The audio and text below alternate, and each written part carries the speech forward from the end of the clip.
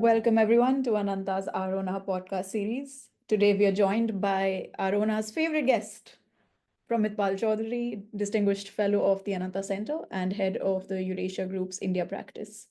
This is a follow-up to a conversation Pramit and I had before the elections in the United States.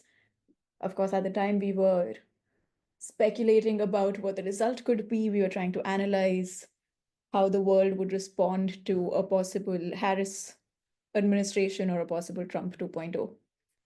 Trump 2.0 is now the reality. A small library could be filled with the opinion pieces and economic models that have already been published in the last 2 months carrying the title Trump 2.0. So we will try to be a little different.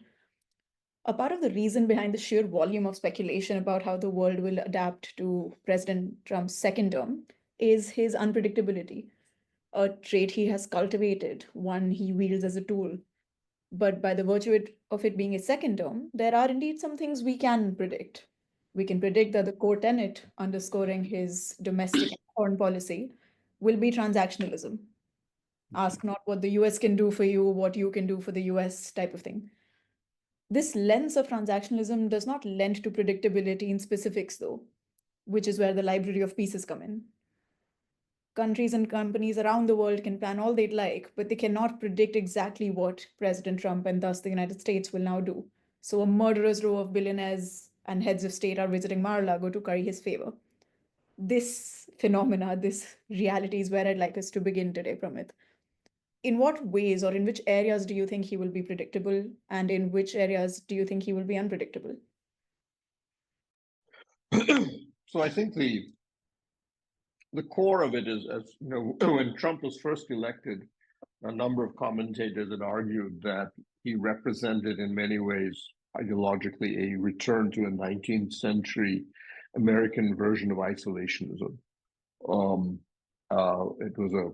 And I don't think that has changed. His worldview remains almost the same. And he himself has said, it seems, in private that, look, when I came to power, I wanted to do X, Y, and Z, but because I didn't know how to run the presidency, how to get around the bureaucrats, I got stymied. And this time I'm going to finish that story.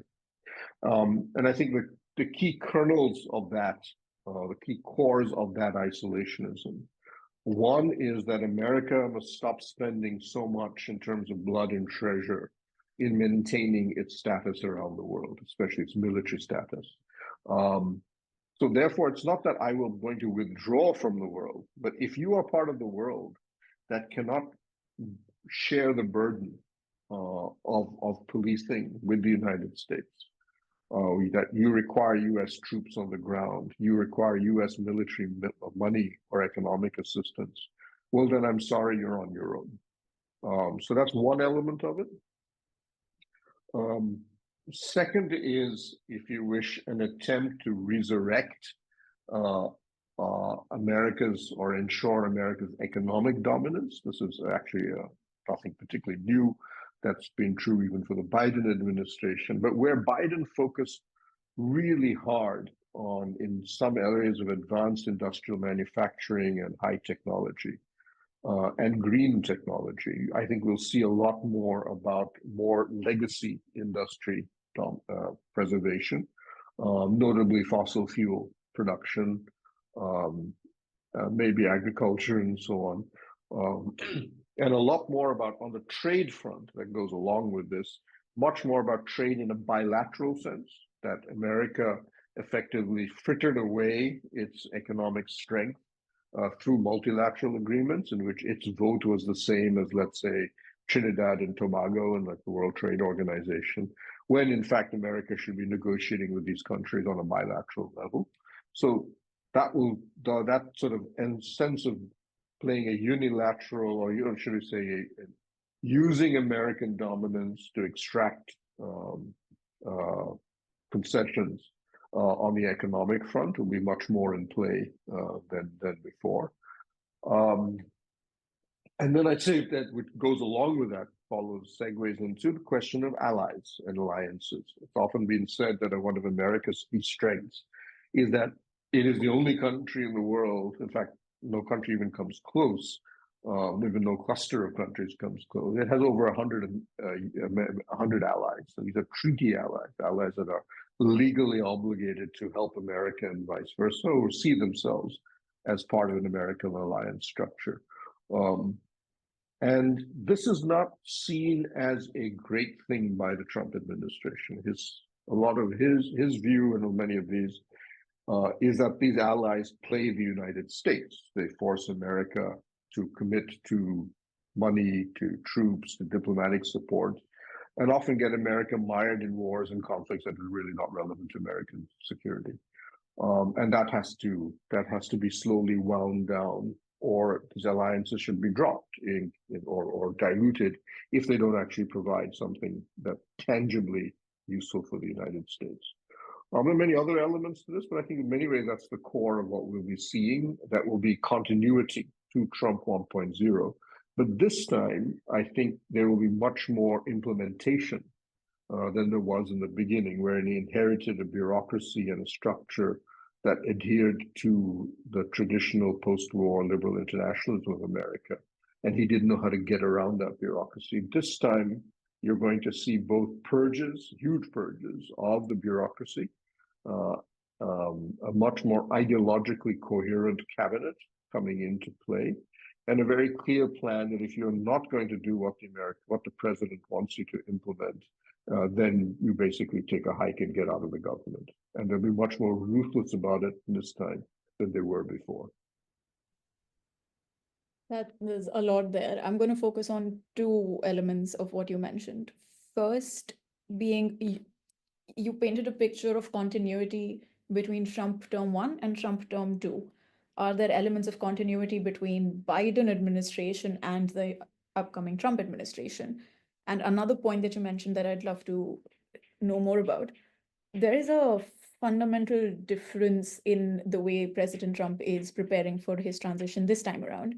There is an assuredness he didn't have before. Perhaps that comes from experience of having done it once before. Perhaps it comes from the Republicans controlling all three branches of government this time around. Do you think that has impacted his choices in cabinet at senior leadership? Has it impacted how he's going to chart the first 100 days of his agenda? So on Biden, so it's interesting. Biden inherited on the trade front many of the more criticized elements of the Trump administration policy, the deliberate blocking of the WTO dispute mechanism, which effectively means that the WTO is toothless in being able to enforce trade protectionist action that violates the WTO treaty. And Biden said, actually, that's a good idea, because the industrial policy and the trade policy that I have in mind about rebuilding manufacturing and working class jobs in America, the WTO is a problem. So therefore, he continued that policy. And obviously that will continue, if anything. Now the question is, so on the trade front, Biden, both in terms of the industrial policy and the trade policy, I think there's been almost perfect continuity between Biden and Trump. The difference, however, has been on the military front. Biden took the alliance structure. He's very much almost a World War II, definitely a Cold War generation.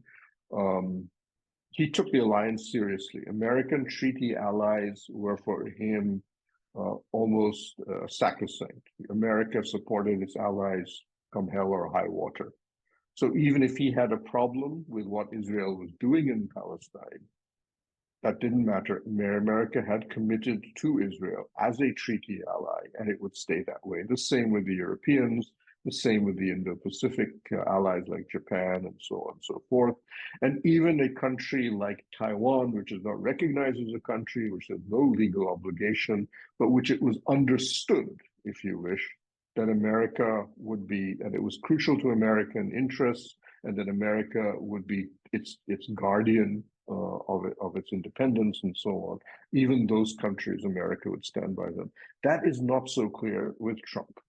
And there, even with Taiwan, he has said that this is a country that must pull its own weight. before. I'm not going to give a very clear commitment on Taiwan. And definitely the Europeans have been violently critical to the point. But whether a Biden or even an Obama used to complain about the Europeans not pulling their weight or spending enough money, they never said that we're going to therefore potentially wreck NATO. Trump is prepared to say that. I don't think he'll still do it, but anyway. But on the military front, there's a very clear divide there about how far America is prepared to do it between Biden and Trump. I think the real difference that we'll see is this idea of where does multilateralism fit. Multilateralism in the post-World War order, the lesson of America's pulling out of the League of Nations, getting into the World War I too late or very late in the story, not completing, leading eventually or contributing to the outbreak of a Second World War, was that America would sacrifice, if you wish, its unilateral strength to build a multilateral structure. So America would support a United Nations and a WTO, other international organizations, and reduce its actual capacity. So as I said, reduce America's vote in the WTO to the same as Trinidad and Tobago in return for the greater good of a rule-based international structure, which would fundamentally benefit the United States in the broadest, longest manner. That worldview I don't see with Trump at all. He doesn't see that game. He doesn't like the United Nations. He said even the WHO or otherwise reasonably harmless organization is something America should not be pumping money into, partly because of the right-wing views of how COVID is handled. But a lot of these multilateral organizations, he looks at this as, why are we there? Why are we putting money in there? What basis for this? I would be not surprised if action is taken against the International Court of Justice by this administration on the grounds that their attacks on Israel and so on and so forth, or their actions against Israel would be unacceptable to American bilateral interests.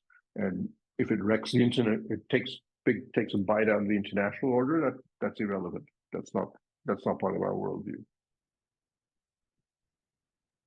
That's about the continuity and departure with a Biden worldview versus a Trump worldview. Yeah. My second question was, how do you think a stronger Republican hold in DC across all three channels of government, how has that impacted President Trump's cabinet and senior leadership choices? And could you walk us through the most consequential choices so far? So I think what is striking the inauguration, and I think this is what we'll be seeing. So even in the first inauguration that Trump had done, it was an unusual speech. Normally, inaugural speeches are sort of high-flying things about how wonderful it is to be president. They're very much pie in the sky style. That speech is all very clear. America first, America first. I'm going to be only about this and that. Unusual for an inaugural speech. And to some degree, I think Trump treats an inaugural speech as a State of the Union address. That I think it's more closer to that, where you set out your agenda and you do so in the language that Trump would use, which tends to be much more reality TV style than presidential, perhaps. And so I think we will see that. I think we're building up to an inaugural address where he'll say it's not going to be about how lovely it is to be the president or how great our nation is. A bit of that will be there, but it's going to be more about, this is what I am going to do. This is the problems that America and the world face, and I, Trump, am going to do 1, 2, 3, 4. So he's going to set that out. He likes a bit of a shock, and I think that's what we're going to see in this inaugural, where he lays out a really hard agenda. And then and part of the reason for that, flowing into what you were saying, is that, yes, they have a 2-seat majority in the Senate and a slim majority in the House, but 6 of those senators are Trump skeptics. And the one thing we have seen in American political history going back decades is that every incumbent president loses seats in the Congress in the midterm election. So you effectively have like 1.5 years to get your agenda through before you lose your congressional back, your congressional support. Trump might buck that, we'll see. But right now, it definitely didn't happen in Trump 1.0. So for him, and I think in his team, his game is you hit the ground running as quickly as possible when you have this huge shock mandate in presence where even moderate Republicans have basically so far kowtowed to him. You saw that in the choice of Johnson, support for Johnson as Speaker of the House. And we'll probably see the bulk, maybe one or two, Tulsi Gabbard, maybe Kash Patel, possibly. They're the only ones it seems that the moderate Republicans are a little nervous about. Almost everybody else getting their I expect everybody else to get their confirmation done reasonably quickly, and that's supported by my company, Eurasia Group's internal analysis so far. So he's going to hit the ground running as quickly as possible. So you'll see, I think, as I said, it'll be like a State of the Union address in the inauguration, and they'll go immediately through the nomination process really as fast as possible, get that out of the way, and then begin passing legislation. And calculate that you're not going to see Republican dissent breaking out in the initial game. So this is when you've got to get stuff done. It's interesting if you look at the guest list of people that he's brought to the inauguration. Milei of Argentina, Meloni of Italy, the president of El Salvador, and so on and so forth. It's an interesting collection of countries because these are all leaders of right-wing ideological countries. He's even invited people who are no longer presidents, like Bolsonaro from Brazil. He's brought in a group of people who they see as ideologically Trumpian on a global scale, and asked them to come in and sit there. It's not based on whether they're U.S. allies or they're important to the international system. It's just that they're ideologically see themselves as close to Trump and have publicly said that Trump is our model for what we do in our governments. And so he's brought that in to emphasize that I'm part of a larger, I would argue, a larger movement, legitimizing what he's going to try to push through. So that I think is there. Now, having said all of that, what I think is striking, at least my sense, on the cabinet choices that he has made, on the economic front, he's actually been very mainstream. Scott Bessart, his choice of Treasury Secretary, was literally greeted with relief by almost everybody in the international community and domestically. They said, "Oh, he's one of us.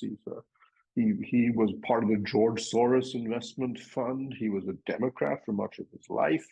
Yes, he supports tariffs. He supports industrial policy, so on, deficit reduction. But in many ways, he's a very traditional Wall Street man." And interestingly enough, he's the only gay person in the cabinet. He'll be the first Republican, I think he'll be the first openly gay Republican cabinet member, and that did not make any difference to Trump at all. His game was, I need somebody who I believe. One of the things that's often been said about Trump is, contrary to popular belief, he does read, but what he does read is he reads financial papers very closely, as you would expect from a New York real estate person. He reads the financial papers and he watches the financial television, the business news channels very closely, which is why you'll see a number of TV anchors from the business channels in his cabinet choices. So you have Bessart, you have Greer, who was the USTR. You've got Lutnick as Commerce Secretary, a billionaire, but again, from a standard commercial background. So his economic team is remarkably sound. Yes, they're ideological, but they're not crazies under any sense of the word. In fact, nobody looking at that and saying, "Oh, these people are going to deep six the world economy." These are far from it. These are very much people who, if they'd shown up in Davos, everybody has said that they're perfectly normal panelists. They come from a certain economic worldview, but they're not irrational. Even on the foreign policy side, Mike Waltz, NSA, Mark Rubio for Secretary of State, the CIA director, he's made sure that the core national security foreign policy agencies of the government have people who would not be out of place in almost any mainstream Republican administration. None of these are people who anybody has any concerns about, which is why they're expected to sail through the Senate nomination. Tulsi Gabbard is the only one who is being seen as being potentially problematic, and that's because of her support for Putin or for Russia in the past, and for Bashar Assad in Syria. But she's already made it clear. I visited them. I've talked with some of these people as on a fact-finding thing, but I don't support their policies. Otherwise, she's actually a very straightforward American isolationist, but actually quite sensible about her foreign policy points of view in that isolationist framework.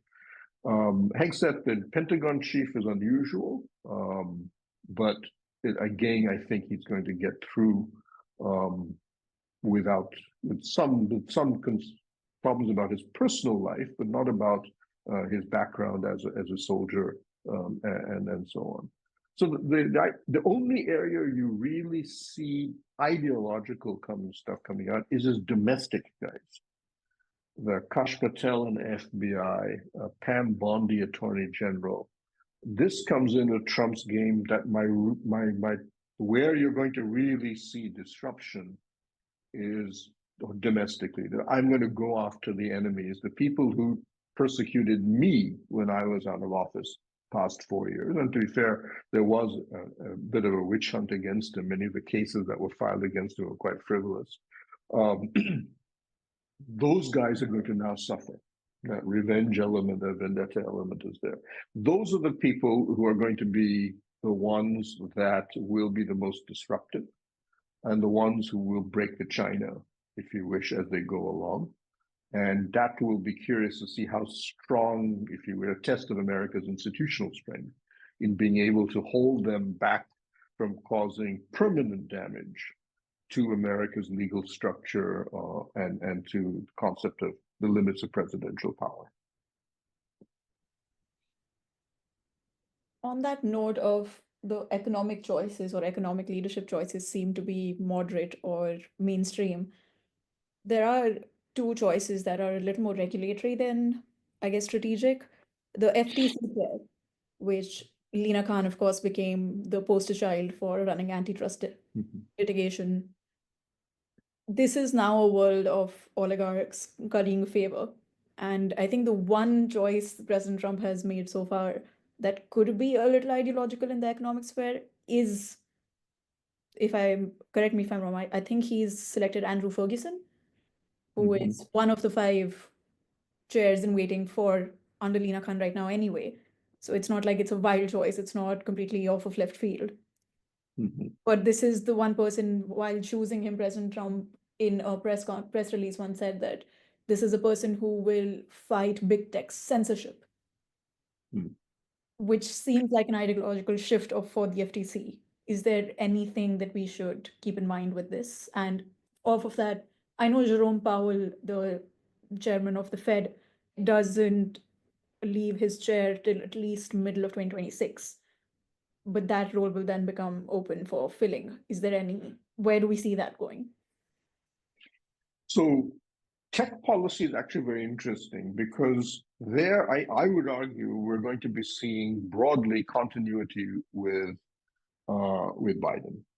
That you saw Lina Khan, and I believe there was another Indian American, Aurora, in the FTC, being key people in pushing the idea that tech monopoly has to be broken, that the dominance of 5 or 6 FANG companies in Silicon Valley was not just a question that they had overweening financial power, but they were basically holding back the rise of a new generation of American tech entrepreneurs. They're picking up startups, they were crushing opposition, as you would expect in almost any monopolistic structure.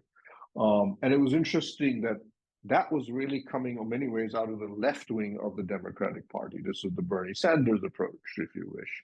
And Biden accepted this. And I think there's almost a consensus now in the American system that tech monopoly has to be ended, that there are way too many companies dominant now in almost every element of big tech, of the tech sector in the United States. And this was holding back America. And it's interesting because you see that happening even in China, you see that happening in India, you see these policies, this same idea that we need to bring in competition, that the quote natural monopolies that tech had developed in the initial phase, very similar to what happened, for example, in the industrial, with the rise of the robber baron period in 19th century America, early 20th century America, where you had a Standard Oil or somebody coming in and dominating one entire sector. Simply because they had a first mover advantage. Same thing has to be done in tech. I would argue that the man who has really been now being the spokesperson within the Trump system during the campaign is J.D. Vance. If you see Vance's statements on tech, and have been remarkable. He's been very hostile, very open. You guys are holding back America's tech entrepreneurship, and you're not allowing small guys to rise, and that has to end. And it's been Vance in many ways who I think has put this out most forcefully. And the fact that he has been taken in as the vice presidential candidate was a clear signal, in my view, that Trump didn't talked about it in a way, but he didn't really go on about it as much, I think, as Vance did, or even sketch it out in the degree that Vance did. And then it's interesting because then he brings in people like Elon Musk, who are not into the cabinet, but as external advisors, who in many ways make the same argument, even though they are tech entrepreneurs and billionaires themselves. That Musk's argument is slightly different, which is that the regulatory structure helps create these monopolies or keeps out small entrepreneurs, and we need to break that. And Ferguson fits in, I would argue, into that. Now, Trump is personally, I would argue, is more obsessed because he's very media obsessed, image obsessed, with the content element of that tech. That the domination of a Meta or a Google in the media space and in the content space is a personal concern of his, because both anybody who gets involved in modern politics, if you wish, in the internet age, tends to freak out about what comes out there because a lot of it is so toxic or extreme, and everybody gets unhappy. Whether you're right or you're left, you both tend to assume that the content stuff on the internet is biased against you. Though even though a lot of that is actually automated or algorithm driven. But definitely there's a sense in the American right that traditional media, definitely, but even, quote, traditional internet media was biased against us, which is why there was so much happiness in their ranks when Musk took over Twitter, renamed it X and began to shift it to some degree, arguing that I have to give you roughly equal space to both, but that really boosted right-wing content providing. So you're going to see action on that front as well, which is why you already see sort of preemptive surrender by Meta and others saying, we stop fact-checking, we do stop doing X, Y, and Z. We will reduce the degree of discretionary power by us as monopoly, as tech producers, as much as possible to avoid the problems we're going to get with this government on that front.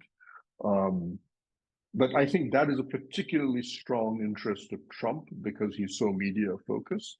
But in many ways, I would say a person like Vance and the others are really looking at a much larger tech space and the anti-monopoly structure or the monopoly structures that are built into them, and how do you break those? And there is actually continuity with Biden. But again, I think we're going to see implementation to be much fiercer, much more aggressive than we've seen in the previous administration.